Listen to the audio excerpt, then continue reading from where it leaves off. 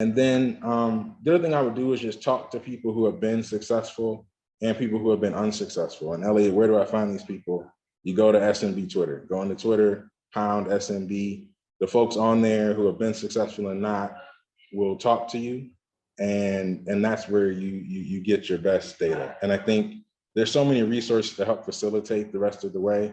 If you get through 30% of what I just said, you'll be ahead of most and then well on your way.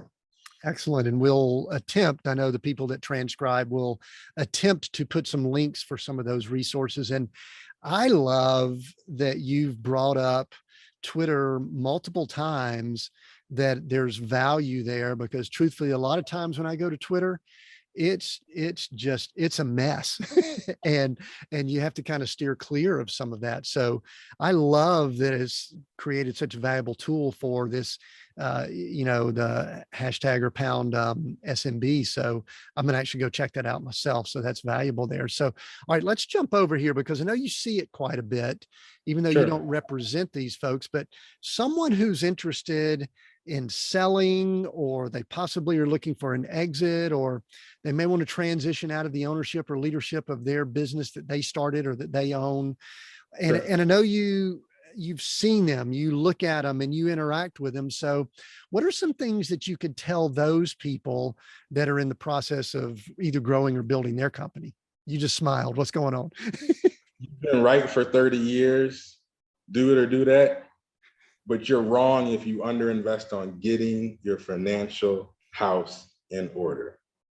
Nobody's saying they're smarter than you. You put kids through college, you paid off mortgages, you've had employees that their livelihood is owed to you. You are wicked smart, but your financials probably stink to high heaven. And so any amount of like a $5,000 package from your local CPA, a simple consultation on what you need to get done, will save you so much headache.